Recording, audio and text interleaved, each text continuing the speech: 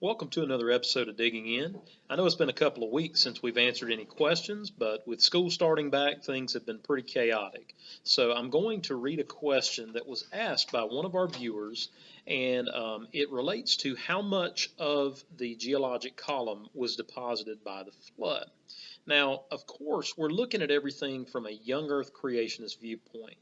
So that would mean that the videos maybe you've watched to this point we're coming from a perspective that the flood occurred about 4,400 to 5,000 years ago from the current day, which means that everything occurred very rapidly, and that would be starkly contrasted to a naturalist viewpoint, which is what a lot of mainstream scientists do endorse. So let's start with the huge Coconino formation that's in the Grand Canyon, which is somewhere around 100 meters thick and covers some 250,000 square kilometers in area. I mean, you're just talking about this massive, large-scale cross-bedding that was laid down and had to have been laid down very, very quickly within just a few days by massive amounts of water. Now, according to Austin in 1994, he says that the layers within the Grand Canyon must have been laid down very, very quickly without long periods of time in between. And part of that is because it was still very soft whenever the bending occurred, kind of like what you see at the Kaibab upward, which is without any type of cracking as well. So it means it would not have had very much time to be able to form within those layers. Now, this is just one of the many reasons why I personally believe that the Grand Canyon represents young Earth creationism and a catastrophic flood, as opposed to millions and millions of years of deposition and weathering that occurred according to a naturalist viewpoint. Now, one of the main points that I would like to make is if the Grand Canyon really is millions of years old, then why on earth are there polystrate fossils in different layers of Earth's geologic column across the world? I mean, you've got trees that pass through multiple layers of strata. How would these things survive for millions of years without rotting and decaying? How could they be stuck in between these various layers?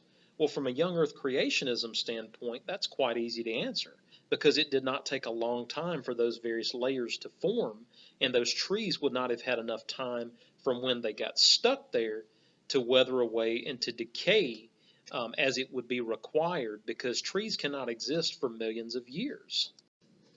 Another reason why I believe the Grand Canyon is so young is because there's also very delicate surface features like footprints that show that there had to have been rapid deposition. There's also a lack of fossilized soil layers in the rock strata, which means that it had to be deposited very rapidly.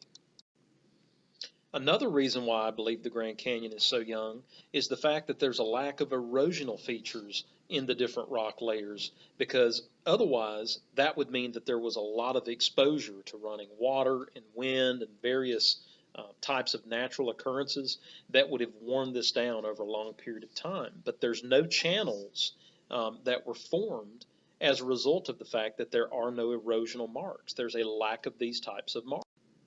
Another reason is the fact that there's a limited extent of unconformities, which of course would show that the time breaks were very, very brief. They were local and they were also very brief. Another reason why I believe that the Grand Canyon is young is the fact that you have clastic dikes and you also have pipes that have squeezed up through those overlying layers and are present because they didn't have enough time to harden.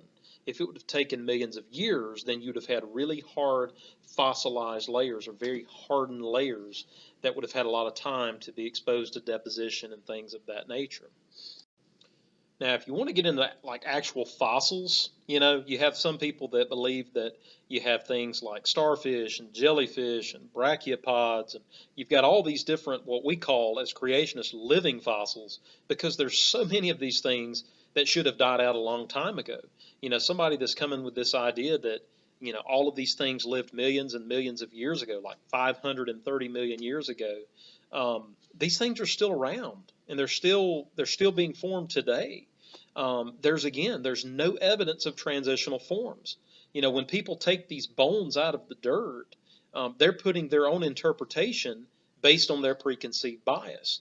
If you believe that those layers have to be millions of years old, then you probably will believe in something like Darwinism. You will believe in that type of evolution because you are limited within the fact that these certain layers represent different numbers of years, different millions of years, because that is your bias. That is your preconceived bias. Now, something else that's a problem for someone who comes with this idea that the Grand Canyon has to be millions and millions of years old, you have what's referred to as out-of-sequence fossils, like human fossils that have been found in Moab, Utah in a copper mine. This layer is supposed to represent the dinosaur age.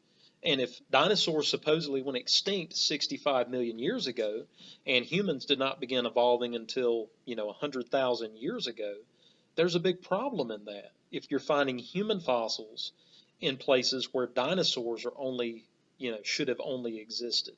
So there's a big problem there as well.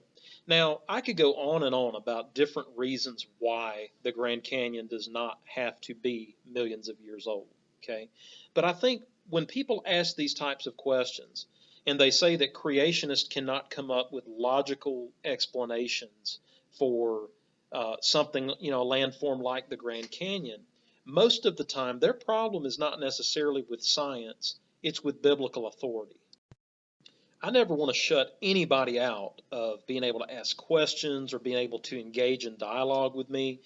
I leave a very open line of communication. You can contact me at creationandcompost@gmail.com. You can find us on Facebook, Twitter, Instagram.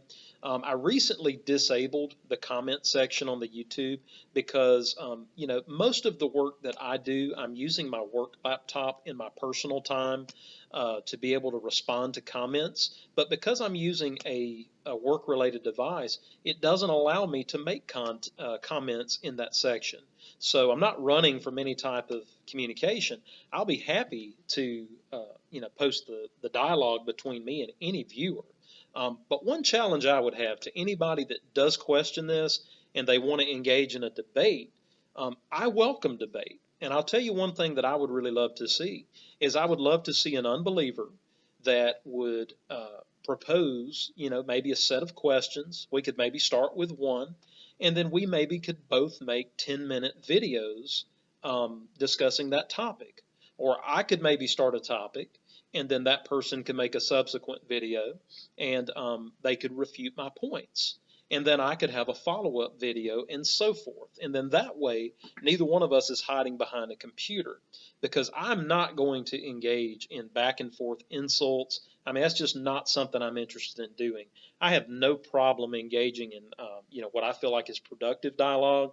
I was told by one viewer that all creationists were liars and were morons, and he was going to do, or this person, I don't know, I'm assuming it's a him, said he was going to do everything that this person could do to expose me, that I was glass and that I was lying. I guess maybe trying to lead the impression that I'm actually making money on this YouTube channel. Considering I've not posted a digging in video in close to 2 weeks, you can tell that this is not a primary source of income, because guess what? YouTube doesn't work that way. Just because you have a YouTube channel does not mean you make money.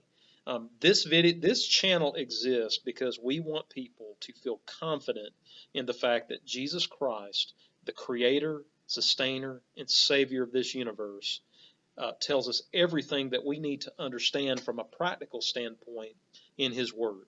And the fact that there might be some things that creationists can't answer, to me, I have a lot more faith in that, in the fact that there's a God that's above, beyond anything I can comprehend, instead of me trying to pretend that I have all the answers. I don't have all the answers. I typed up these responses a couple of weeks ago, and I just have not had time to respond because, frankly, I work 60-plus hours a week teaching in a public school, but I also teach online, and that occupies a lot of my time, in addition to having a wife and 4 kids, and then also being involved in ministry at our church. So I'm doing these videos because I love the Lord, I love his word, and I love science, and I love the fact that we in this country can have, or in this world where YouTube is concerned, we can have the opportunity to share that, teach the truth, and stand up for what it is that we believe. So God bless. I hope all is well. If you have any questions, or if you're out there watching and you want to respond to the challenge of a debate, where we can counteract one another's videos with our own subsequent videos, I am all for that challenge, and I have no problem doing that. Again, take care, God bless, and always be ready to teach the truth.